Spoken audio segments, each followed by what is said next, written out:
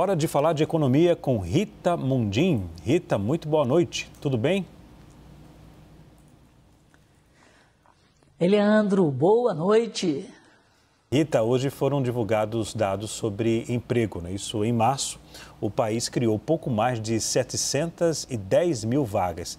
É o pior resultado para o mês desde 2020. O ministro do Trabalho apontou a sazonalidade como motivo para o resultado. E aí, Rita, sua opinião sobre a fala do ministro, hein? Leandro, vou fazer só uma correçãozinha. Foram criados 71 mil vagas e o destaque ficou para o setor de serviços, que criou mais de 50 mil. A indústria criou um pouquinho, o comércio cortou mais de 10 mil vagas e a agropecuária também cortou cerca de 5 mil postos. Só para você ter uma ideia da desaceleração na geração de empregos formais, a expectativa do mercado chegava até a 200 mil novos postos. E se a gente fizer uma comparação interanual, nos 3 primeiros meses do ano, o que a gente vai ver é que está acontecendo uma queda de 11% nesse mesmo período de 2025, se nós compararmos com a geração de empregos formais de 2024. Agora, nesse comparativo, nesses 3 primeiros meses do ano, esses 11% é uma diferença aí de uma criação de mais de 700 mil empregos em 24 contra uma criação de 650 mil empregos em 2025. Obrigado pela correção. Eu li aqui, em março o país criou 771 mil vagas, não 710, como eu falei. Peço perdão pelo erro, pelo lapso. Rita, as estatais registraram um rombo de 1,3 bilhão no primeiro trimestre de 2025. O pior desempenho foi o das estatais federais. As municipais também deram prejuízo. Já as estaduais tiveram um superávit de 1 bilhão no período. Os governadores estão gerindo melhor as empresas em comparação aos municípios e ao governo federal, Rita? Pois é, quando a gente vai para governos estaduais, você tem estados grandes no Brasil com uma pegada, com um viés mais liberal, onde você não tem esse uso das estatais de uma forma social, digamos assim. Então, a estatal, ela tem que dar lucro, porque quem é dono das estatais, sejam elas municipais, estaduais ou federais, somos nós, é o contribuinte. Então, quando uma estatal dá prejuízo, o prejuízo é nosso. Alguém tem que cobrir o rombo, os pagadores de impostos. Então, esse rombo das estatais federais, ele preocupa, porque ele vem num crescendo. Só para você ter uma ideia, foi feito um comparativo desde 2020 e nos meses de março.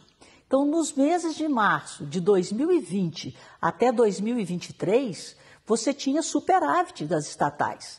A partir de 2023, entramos no déficit. E quem puxa esse déficit? As estatais federais. Eu vou dar um exemplo do que já está posto na mesa, que aconteceu em 2024. Em 2024, o lucro da Petrobras caiu 70%. A Petrobras é uma SA com ações em bolsa, então está lá, quem quiser olhar o balanço de 24 em relação a 23, uma queda de 70%. E esse resultado positivo é ele que vai compor ou descompor, se for negativo, o tal do superávit primário. Ele ajuda ou atrapalha no cumprimento do equilíbrio das contas públicas, sejam elas municipais, estaduais ou federais. E os Correios, que é outro exemplo clássico.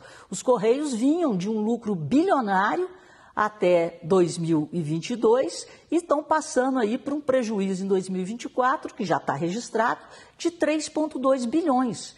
Então, gente, isso é gestão.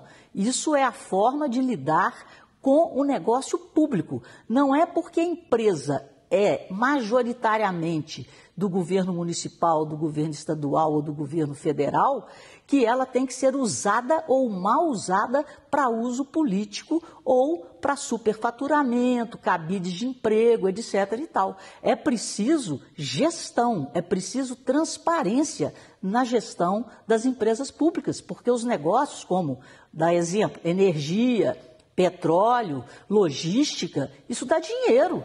Agora, como que os prejuízos vão se acumulando e vão aumentando gradativamente? Essa é a grande pergunta. É simplesmente uma questão de gestão. Eita, vamos falar agora do recuo na economia norte-americana. O PIB recuou 0,3% no primeiro trimestre. Trump pediu paciência e disse que não é responsável por esse resultado. O que esperar daqui para frente, hein? Pois é, imagina se ele fosse, né? Porque eu vou começar com a China. Hoje os mercados abriram multiplicando por -1 a euforia dos últimos dias. Lá na China, o PMI, que é o índice que mede a atividade industrial de abril, ele teve o maior recuo em 16 meses. Então ele caiu de 50,5 pontos para 49 pontos. O que isso quer dizer? Acima de 50 pontos, a atividade industrial está em expansão. Abaixo de 50 começa a retração. Então esse foi o pior desempenho desse índice na China. E isso já afetou o preço de commodities, então já ficou todo mundo meio ressabiado.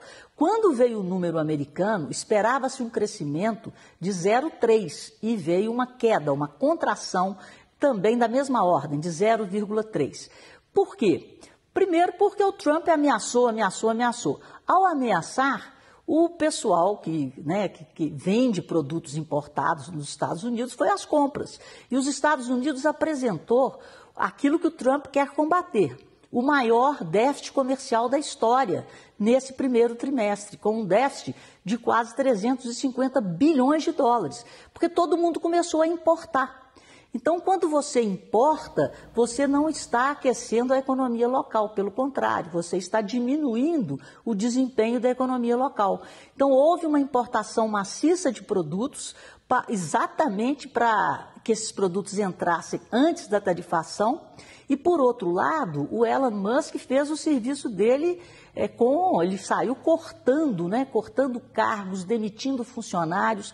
Então, o gasto público nos Estados Unidos teve uma queda de 5,1%.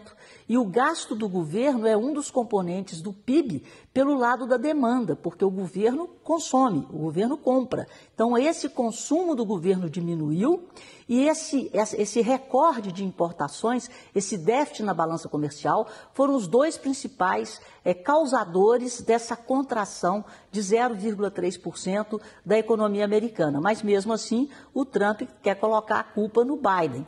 Vamos ver se isso vai ser revertido, que é o que se espera, no próximo trimestre, onde essa importação não vai ocorrer dessa forma maciça por causa das tarifas. Mas a gente já está vendo a China sofrendo, os Estados Unidos sofrendo e a consequência disso se espalhando pelo mundo. Professora Rita Mundim, obrigado, pela aula de economia. Até amanhã.